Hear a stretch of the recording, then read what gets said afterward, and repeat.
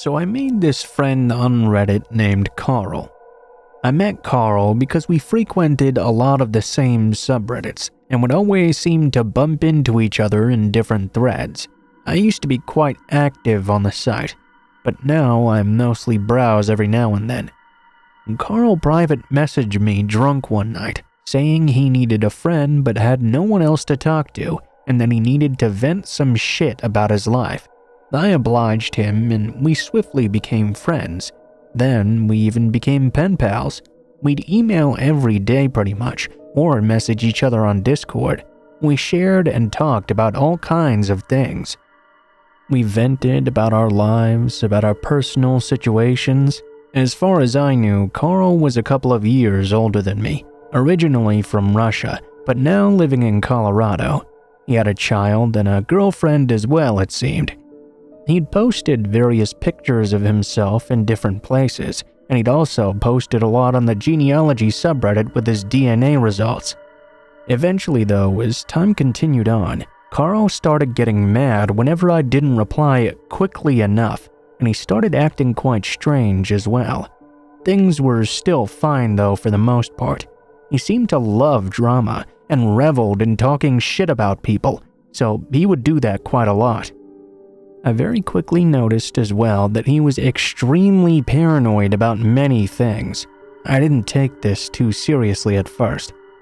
At one point, I made a forum based on 2007 LiveJournal, where we'd basically just post stories of our lives every day. This other random person joined it, John, who was apparently already friends with Carl. They both claimed that they went to the same high school. It had been about a year of friendship at this point, when I started to notice that some of Carl's stories weren't exactly adding up, and neither were John's actually. Something seemed to be a little bit off here, but I couldn't quite put my finger on what. We still continued being friends, and I got somewhat close to both Carl and John. I must confess though that I did lie to them a bit. I never gave them my real name. I said I lived in Wyoming as well, even though I lived nowhere near there. I just looked up some random information on a city in Wyoming and claimed I lived there. Other than that though, most of the things I told them were true. I was just concerned for privacy reasons. For some reason I didn't quite understand. I didn't want these two to know exact names and details. Carl could be really creepy obsessive sometimes. He would look up different websites to see shit I'd posted and then deleted, and ask me why I'd removed it. I started to get even more suspicious. At one point, I decided to try something. I sent a link on Facebook to both Carl and John. You could only see it though if you joined a private group, which meant you had to use your real Facebook account. John ended up joining. I found out he lived in New Hampshire, nowhere near where Carl lived. I messaged him and asked if he really did go to school with Carl. He claimed that he did, but immediately after I asked, he told Carl I'd been snooping around. I forget exactly how the rest of this went down, but at one point I had sent a picture of an art piece I'd done to Carl, now that he knew I was looking into him, and the background was my cat, with her tag visible as well. Carl blew up the photo, zoomed in, and saw my mother's phone number on the tag. He used Spokio to find her, then found her Facebook, then found me. Carl then confronted me, saying he knew where I really lived, my real name, my address, and knew everything about my mom as well. He asked why I'd lied, and threatened me for lying to him. He said he was tracking me down and going to get revenge for trying to track John down too. He tried to backpedal and claim that was a joke, but I could tell he was really being serious. I was so creeped out I didn't know what to do. My first thought was to ask him to talk to me himself and try to figure out a way to resolve things peacefully. He made up a bunch of excuses as to why he couldn't do that. I found out that his name was not Carl. He was also not from Colorado. The pictures were not of him, of course, and most of the details he'd told me were absolutely fake. He was not even Russian. His entire online profile was completely fabricated. I'm not even sure whose life he was trying to fake in that case. And John? He barely even knew Carl. For whatever reason, he just decided to help Carl lie to me and track me down. He was the one that helped Carl find all my information. John's real name was John, in fact, and that was indeed his real Facebook that I'd found, but I couldn't find out anything about who Carl was. Carl began to tell me he knew everything about me, but I knew nothing about him. He was going to find the people in my life and try to make it a living hell. I ghosted him and tried my best to remove my presence from online. As far as I know, he never messed with my family or my girlfriend. He never shipped anything dangerous to my house like he said he would or anything like that. We just never spoke again after. It's definitely creepy as fuck that some stranger knew everything about me, but I knew nothing about them. I guess I got lucky in the end that he wasn't really serious about doing something bad to me.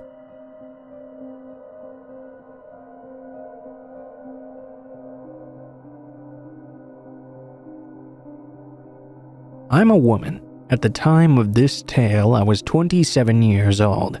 I was living with my boyfriend, now fiancé, in the same home we live in today, in fact. Our home is a small beach cottage with multiple windows on all sides.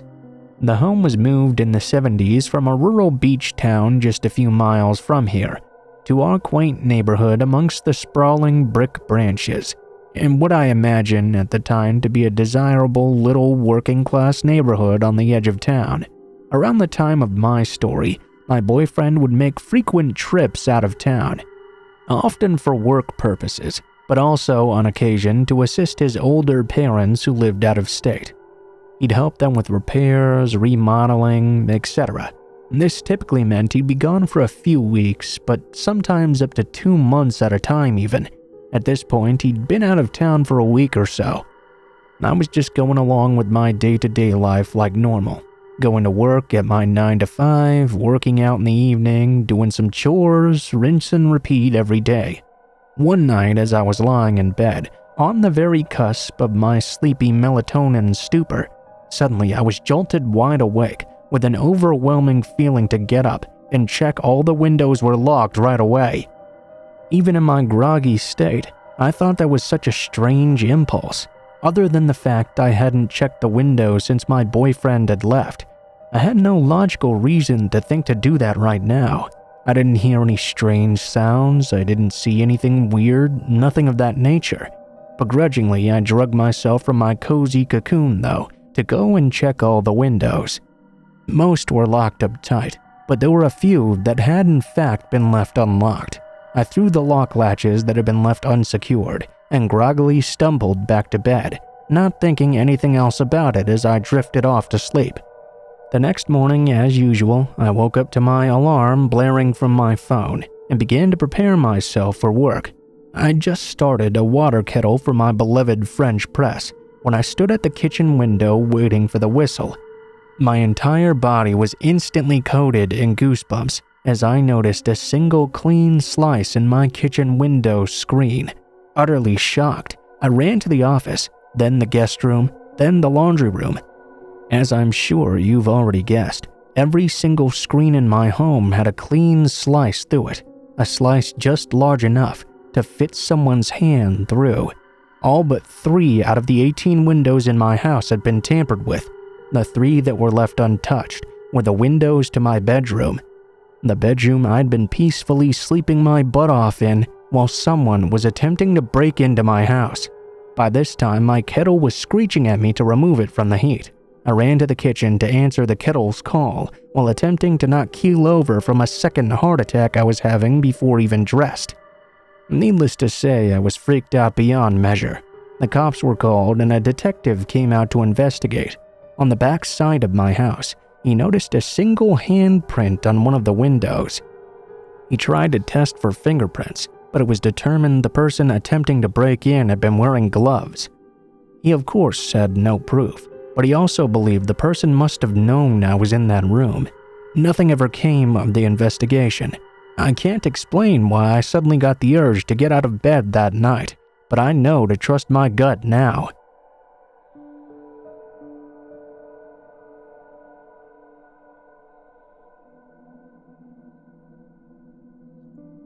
Back a while ago, I used to date this particular guy.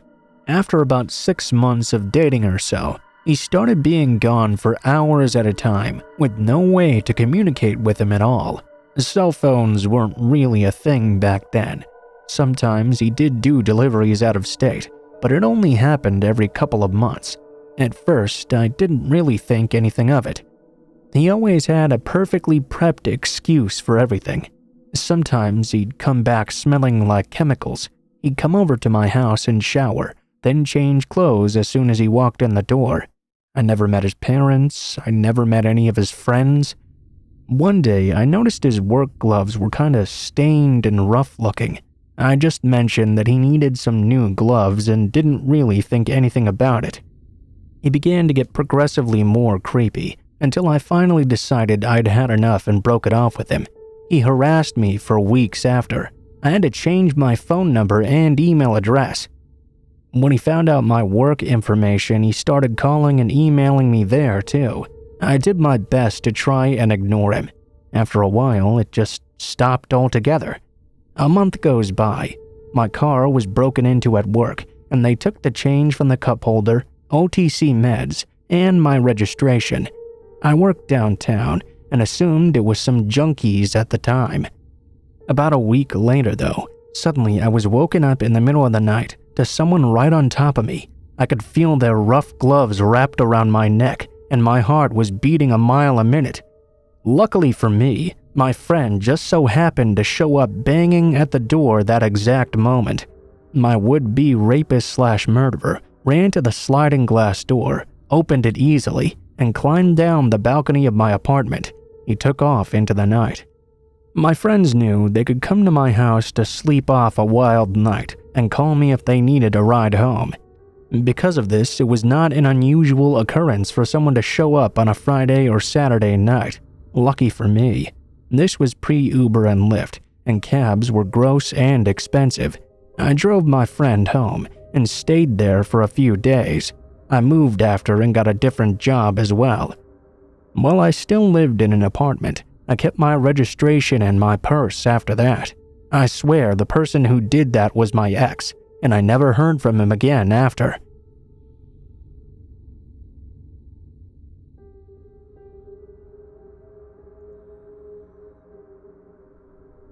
My friends Jessica and James have been together for roughly 6 years, and they've lived in their house for over a year now. I'm over quite often as well. I've been friends and co-workers with Jessica for 4 years. They're both wonderful people, and they've kind of adopted me into their family. They keep me alive by feeding me a few times a week, so I'm very grateful to them. I was over for dinner after work a few weeks ago. We all arrived at their place within minutes of each other. We all drank and caught up, and after a little while, James went outside to grill up some steaks. He came inside, though, and asked why I'd kissed the door. I was pretty confused, of course. I went over to the sliding glass door where he was. Sure as the world is round, there was a kiss print on the outside of the door, lipstick and everything. Few things first. James and Jessica are both shorter than I am. He's about 5'8" and she's 5'2". I'm 5'11". The kiss print was at a height that if I popped up my balls on my feet, I could just barely reach that spot with my lips, far above where either of them could reach. I hadn't worn any of that sort of stuff in many, many years. They both thought it was me playing a prank on them for some reason. Jessica owned the lipstick. I guess they thought I could have just been trying to freak them out or something. Spoiler alert, it was not me. I happen to be a smoker, so I did frequent their back porch through that door. I guess that made it all the more suspicious. Their porch was pretty difficult to get to as well. We got 3 sides, right? Well, the right side is a 30-foot drop, the left side is a 10-foot drop with a spiked fence, and inside that fence is immediately James' grill and some workout equipment. It was a pretty narrow, not easily navigated space. The front of the porch, I suppose, would be the easiest way to get in, but you'd have to be quite dedicated to climb all that way. They had real thick, tall hedges around the entire thing, too. You'd get pretty scraped up trying to do all this. At this point, I was thinking Jessica just climbed up on a chair and was trying to prank me or something. James cleaned off the glass and we quickly went on with our night. A few nights later though, I'm back at their place. I was going outside for a smoke when I saw another kiss mark on the glass in the same place as before. About a foot below that was a smudgy heart drawn in dirt crudely. I'm not sure if this person had really greasy hands or if they used spit or something, but that was extra creepy. I pointed this out to my friends, and again they thought it was me. James even insisted I clean it off. None of us were the type to prank exactly. I still felt the most logical explanation was Jessica was doing this for some reason. The next time it happened, a few days later, I hadn't been there for a while. Jessica called me up. She was a little bit accusatory and rattled, of course. I did have a key to their home.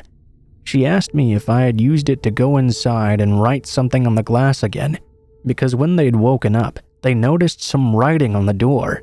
I told her it was not me. She let it go, but I could still tell she was kind of suspicious. At this point, I knew it wasn't her either. It could be, but she would have given up the ghost already. She seemed to be genuinely mad and scared of me. It didn't seem funny at all. It happened many more times as well. Once even when I was over there. Then there was a break for about a week. Then it started up in earnest when I wasn't there for a while. I had to go to another state for work. While I was gone, Jessica video called me. She saw I was in my hotel room, not there, and just started freaking out. She said this whole time she'd really been holding out hope it was me. At least then it wouldn't be terrifying. Alas, I was 1,000 miles away. There was new writing on her back door, seemingly made that very same night, with a heart drawn underneath as well. She apologized to me for being so adamant it was me. She just hadn't wanted to be wrong. I told her it was okay, but also told her the person she should really be calling right now is the police. She did call them. They came several hours later, looked around for 5 minutes, and pretty much just told her, "Hey, that's weird." They told her she could take some pictures and submit them online. Wow, thanks guys, what a big help. We were all completely freaked out. We don't really know what's going on. They ordered a camera and it came a couple of days ago. They put it on the porch, but so far nothing. I'll let you know if anything further happens.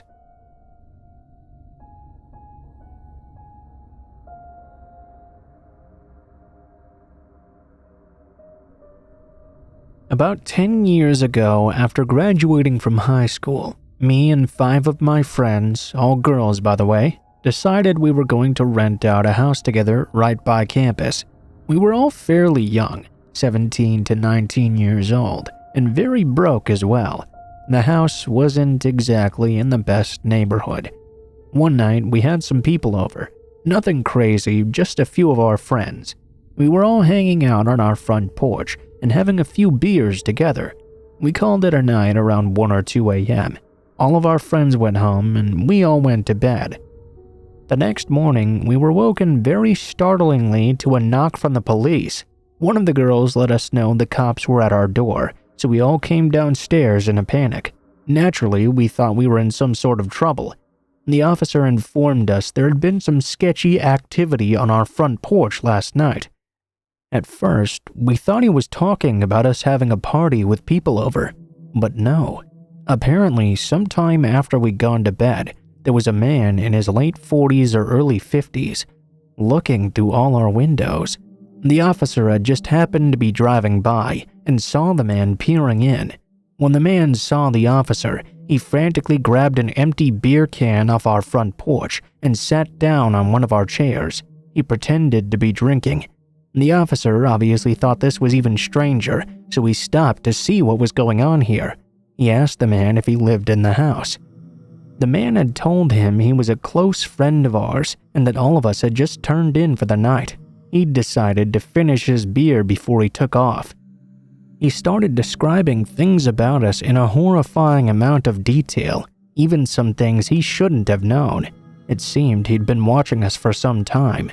I'm sure the officer could tell some sketchy shit was going on here, as he offered to give the man a ride to wherever he lived. The man hesitated for a moment and insisted he simply wanted to finish his beer. The cop just told him to come with him.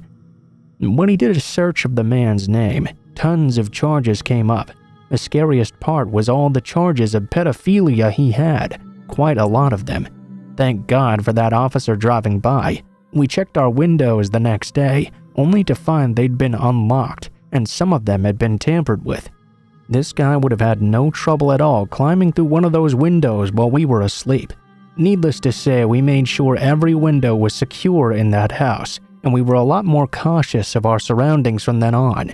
The cop actually gave us the name of the man, so we could look him up along with all of his pages of charges. This guy was terrifying. One of those people where you can just tell from the look in their eyes that they're not someone you want to associate with. Still gives me the chills to think about.